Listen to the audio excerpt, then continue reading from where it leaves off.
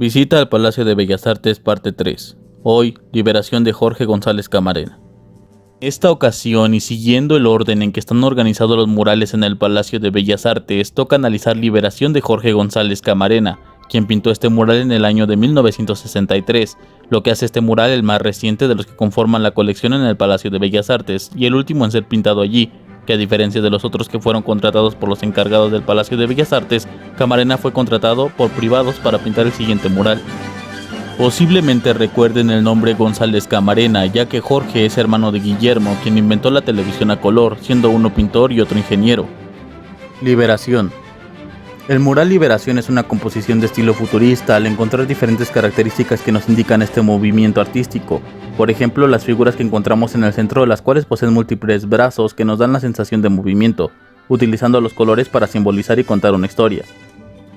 La historia de cómo la humanidad consigue liberarse, específicamente a inicios del siglo XX cuando México luchó por su liberación, en la Revolución Mexicana, un proceso de gran sacrificio pero que es necesario para de una vez por todas la sociedad llegue a su destino de ser libre, que jamás llega sin esfuerzo, sin un cambio, que en ocasiones es sangriento y en el cual se debe padecer para despertar finalmente.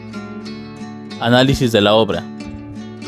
La obra, como podemos observar, cuenta una historia organizada en forma de tríptico, pues el mural se divide en tres en una secuencia que se lee de izquierda a derecha. En primer lugar tenemos a los dos personajes a los cuales no se les puede ver el rostro en el caso del hombre porque el sombrero cubre su cara, mientras que la mujer se encuentra de espaldas. Podemos notar a qué clase social pertenecen por los rasgos que alcanzamos a notar. Son campesinos que recordemos en la época de Porfirio Díaz, el dictador mexicano, que alcanzó más de 30 años en el poder. Los campesinos eran despojados de sus tierras por los adinerados hacendados, que se hacían de las tierras de los campesinos al auspicio del gobierno federal. Así también los extranjeros quienes se quedaban con los recursos de México sin pagar el derecho a la explotación del suelo. Poco a poco, bajo este sistema, los campesinos fueron desplazados por los acaudalados, quienes conformaron rápidamente latifundios, que son grandes extensiones de terreno controladas o en posesión de una sola persona o familia. Los campesinos entonces tenían que conformarse con ser trabajadores en tierras que antes le pertenecían, y en endeudarse por el bajo salario que el hacendado les pagaba en las tiendas de raya, que por lo regular daban precios que no alcanzaban a las familias para comprar siquiera lo más elemental. Para saber un poco más de esto, pueden leer el libro México Bárbaro de John K. Turner, en donde, siendo reportero estadounidense, retrata la deplorable situación de la desigualdad en el país. Como podemos notar, los personajes de este primer capítulo del mural, siendo campesinos, están atados con cadenas. El hombre se encuentra dentro de un ataúd y la mujer posee marcas alrededor de todo su cuerpo. Ambos personajes, por el color de su piel, que es un tono grisáceo, nos indica que están muertos. Tales cadenas representan la esclavitud, de cómo sin cambiar su situación fueron explotados hasta su muerte en favor de los intereses de otra clase social. La mujer posee cicatrices que indican el maltrato físico que sufrió, e incluso las cadenas han lacerado y lastimado sus carnes, y que quedan cicatrices del abuso acontecido en su vida, además de un símbolo muy conocido que representa la psique, la psicología, pero invertido, lo que representa que no solo fue lastimada físicamente, sino también psicológicamente. Sobre la indefensión aprendida. La indefensión aprendida es un fenómeno que ocurre cuando una persona o un animal ha perdido completamente la voluntad de hacer o lograr algo, que más bien corresponde a una actitud o conciencia propia de la psique de la persona que a un obstáculo real. Para ejemplificar este fenómeno tenemos a los animales del circo, como el elefante, que cuando es joven intenta liberarse de las cadenas que lo atan.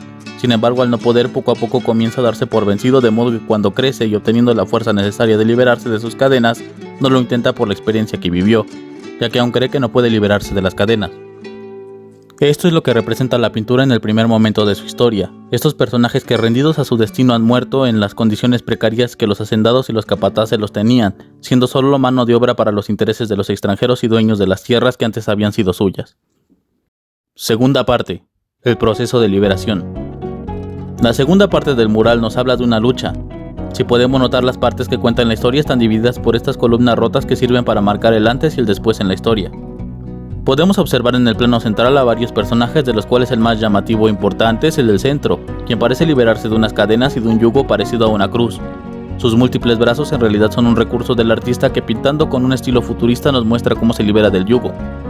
Esos brazos son los mismos que representan un movimiento. También podemos observar otro personaje el cual se está arrancando la piel, y otro en la parte superior está quitando una venda de los ojos. Al fin es capaz de ver la verdad. Además, si ponemos atención a la cabeza del personaje principal, está brillando debido a que la liberación comienza antes por el conocimiento, ya que las principales cadenas que atan al hombre no son físicas sino mentales. Y es por ello que la liberación empieza siempre desde la mente. La imagen nos muestra en conclusión cómo es que se produce la libertad, que siempre requiere de sacrificios y de fuerza, de lucha, que incluso el cambio debe ser tan radical que debemos deshacernos de nuestra propia piel, que representa ese antiguo pensamiento derrotista para dar paso a la justa emancipación. Parte 3. La libertad. En la última parte del mural, donde finaliza nuestra historia, tenemos la representación de una mujer, la cual es la libertad, quien sostiene en sus manos semillas, las cuales son semillas de maíz que representan a la nación mexicana, y a la promesa de un nuevo futuro, de una nueva semilla que germinará en una nueva nación. La mujer también la vemos con una gran fortaleza en contraste con la mujer que se encontraba al inicio del mural. Ahora esta mujer muestra su rostro y su cuerpo con orgullo. En el vientre podemos notar que está preñada, lo que representa el futuro, el porvenir, que ahora, después de todo el sufrimiento que tuvo que atravesar la humanidad, es posible, de la opresión del principio y de la lucha por liberarse de las cadenas que los aprisionaban. Conclusión. No es difícil deducir el título del mural, al simplemente observar su contenido. Esto es lo que hace al arte como tal, esa muestra evidente y clara de lo que se manifiesta que nos deja con múltiples lecciones de lo que ocurrió en la época en que se produjo. En este caso, 1963, una época más reciente en donde aún la humanidad se encontraba y se encuentra en lucha por su liberación. Es por ello que los murales analizados mantienen incluso hoy en día su vigencia. Particularmente en el caso de México, en donde a finales del siglo XIX y principios del XX la dictadura había mantenido sumidos en la ignorancia y la esclavitud a la mayor parte de la población mexicana. Más del 80% de la población era analfabeta, y la totalidad del territorio nacional solo era propiedad del 1% de la población, entre ellos extranjeros que vieron en México un paraíso para la explotación de recursos y la mano de obra barata, en donde se suscitaron eventos como la represión de los trabajadores en Cananea y Río Blanco, donde los obreros fueron asesinados por pedir mejores condiciones laborales. Al ser una empresa estadounidense, los Rangers norteamericanos fueron los responsables de la matanza ocurrida en el año de 1906. En varias regiones los terratenientes quitaban a los campesinos sus tierras apoyados por el gobierno federal. La injusticia precedida por esta ignorancia del pueblo, propiciando la desigualdad, acababa con miles de vidas de campesinos e indígenas. No solo en nuestro país, sino también en algunas otras naciones del mundo que pronto adquirirían el coraje para reclamar sus derechos a los opresores. Este mural es un homenaje al siglo XX, a lo que ocurrió y ocurre en nuestro país y naciones latinoamericanas, y lo que se requiere para el fin ser libres de la esclavitud que ha costado millones de vidas alrededor del mundo. Una lucha de liberación, un proceso emancipador que traiga consigo un cambio de mentalidad, un cambio en el pensamiento derrotista tradicional. Este cambio, esta necesidad de liberarse, no puede ser de otra manera que con el sacrificio y el esfuerzo. Con la voluntad y el conocimiento, que es en definitiva la fórmula más efectiva de encontrar nuestra libertad individual y colectiva. Hasta aquí el video de hoy. Espero que les haya servido y entretenido esta narración de lo que significa el mural de Jorge González Camarena y que podamos reflexionar acerca de dicho significado.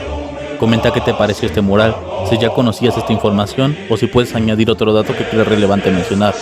Continuaremos con nuestra visita a los murales del Palacio de Bellas Artes con una obra mural perteneciente a David Alfaro Siqueiros, otro de los muralistas icónicos de nuestro país y revolucionario, no solo en su obra artística, sino en su vida personal, que será interesante narrarles en el siguiente video.